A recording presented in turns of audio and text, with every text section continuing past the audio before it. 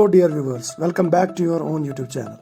Today we are going to discuss a very important topic which is health related, that is Zika virus. So if you have not subscribed our channel, please subscribe to us. So let us discuss. सबसे पहले जानते हैं कि ये news में क्यों है।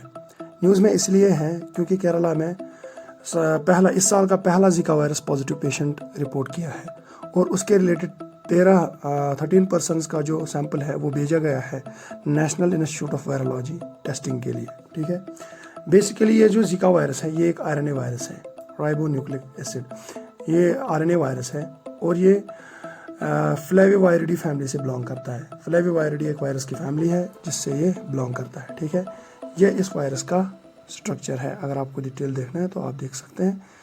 ई dimer है इसका, कैप्सिड प्रोटीन जो एक प्रोटेक्टिव शीट होता है, M protein and genomic RNA. ठीक है, ये इसका इंट्रोडक्शन है। ठीक है, अब देखते हैं हिस्ट्री इसकी कि ये कहाँ से आया।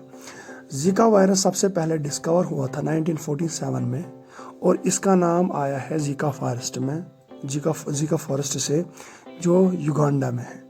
1947 में ये रिपोर्ट हुआ था सबसे पहले रीसस मंकीज में। ठीक है, और उसके बाद 1952 में first human cases of Zika were detected and since then 1952 में सबसे पहले ह्यूमंस में इसको रिपोर्ट किया गया था और उसके बाद जीका के आउटब्रेक हुए थे अफ्रीका में रिपोर्ट हुए थे, south east Asia and Pacific islands में। इंडिया में जो सबसे पहला जो आउटब्रेक हुआ था वो था अहमदाबाद में इन फरवरी 2017। इंडिया की बात हो रही है। ठीक है, और उसके बाद जो सेकंड आउटब्रेक हुआ था वो 5 महीने के बाद, इस आउटब्रेक के 5 महीने के बाद कृष्णागिरी डिस्ट्रिक्ट ऑफ तमिलनाडु में रिपोर्ट हुआ था। लेकिन फॉर्चुनेटली इन दोनों आउटब्रेक्स को कंट्रोल किया गया था through intensive surveillance and vector management. Transmission इसका होता है मॉस्किटो से, यानी एक ह्यूमन से दूसरे ह्यूमन तक एक मॉस्किटो के थ्रू ट्रांसफ़र होता है जो एडिस जीनस का है, जिसका नाम है एडिस इजिप्टी इस मॉस्किटो का नाम है जो इसके ट्रांसमिशन का जिम्मेदार है। ठीक है, जो पाया जाता है ट्रॉपिकल एंड सब ट्रॉपिकल रीजन में, जिसमें इंडिया भी आता है। ठीक है, ये वही मॉस्किटो है, ये सेम मॉस्किटो है जो डेंगू ट्रांसफ़र करता है, चिकनगुनिया ट्रांसफ़र करता है और येलो फीवर। ये इंपॉर्टेंट पॉइंट है। ठीक है, आपके एग्जाम में पूछा जा सकता है, तो याद रखिए इसको। This is same mosquito that transmits dengue, chikungunya and yellow fever. ये ट्रांसमिट हो सकता है जब एक मदर जो होती है, प्रेग्नेंट मदर, उससे फीटस तक ये ट्रांसमिट हो सकता है। ठीक है, और थ्रू सेक्सुअल कंटैक्ट से भी हो सकता है। It can also be transferred through the transfusion of blood. ये ट्रांसफ्यूजन ऑफ ब्लड से भी ट्रांसफ़र हो सकता है, ब्लड प्रोडक्ट से, एंड ऑर्गन ट्रांसप्लांटेशन। ये सारे जो है ये मोड्स है जिससे ये वायरस ट्रांसफ़र हो सकता है। ठीक है, अब देखते हैं कि इसके इफ़ेक्ट्स क्या है, इसकी पैथोलॉजी क्या है। इंक्यूबेशन जो है वो है 10 डेज। इंक्यूबेशन मतलब ये होता है वो स्पान ऑफ टाइम जब किसी ह्यूमन को इन्फेक्शन होता है और सिम्टम्स दिखने शुरू होते हैं। ये 10 दिन का है।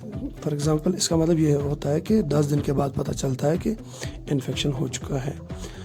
Infection with the virus appears to be linked to the development of unusually small heads and brain damage in newborn. देखिए, जो माइक्रोसेफेली है, माइक्रोसेफेली एक डिजीज़ का नाम है और इसका इन्फेक्शन इससे लिंक किया जाता है। माइक्रोसेफेली मतलब जो न्यूबॉर्न बेबीज़ होते हैं उनके जो ब्रेन्स हैं वो पूरी तरीके से डेवलप नहीं होते। ठीक है, उसको हम माइक्रोसेफेली बोलते हैं। The most dangerous time is thought to be during the first trimester of pregnancy when some women do not realize they are pregnant. Experts do not know how the virus enters the placenta and damages the growing brain of the fetus. पहले pregnancy के पहले trimester में सबसे dangerous रहता है क्योंकि जब mother को अक्सर पता नहीं होता कि वो प्रेग्नेंट है। ठीक है, तो उसके बाद एक्सपर्ट्स को अभी तक भी नहीं पता कि ये कैसे ट्रांसफ़र होता है प्लेसेंटा के थ्रू। प्लेसेंटा एक जो कॉर्ड होती है between a fetus and a mother, तो उसके थ्रू कैसे ये ट्रांसफ़र होता है ये अभी एक्सपर्ट्स को नहीं पता। आप यहाँ पे इस इमेज में देख सकते हैं, ये है माइक्रोसेफेली। जो इसका हेड है वो रिटार्डेड है। रिटार्ड मतलब इसका जो ब्रेन जो है पूरी तरह से डेवलप नहीं हुआ है। इसी को माइक्रोसेफेली बोलते हैं, जो जीका वायरस का सबसे बड़ा जो है डेंजरस इफेक्ट है इनबॉर्न बेबीज़ में, ठीक है। इसका जो ट्रीटमेंट है ना, अभी तक कोई भी वैक्सीन या स्पेसिफिक ट्रीटमेंट है नहीं। हाँ, बाकी जो है rest, rehydration and acetaminophen for fever and pain, ऐसे जो लोकल ड्रग्स हैं जो बाकी फीवर्स के लिए देते हैं, अभी तक सिर्फ ये इसके ट्रीटमेंट के लिए यूज़ किए जा रहे हैं। बाकी उसका स्पेसिफिक ट्रीटमेंट या वैक्सीन है नहीं। So if you gain something, like, share and subscribe the video, and see you in the next one. Thank you.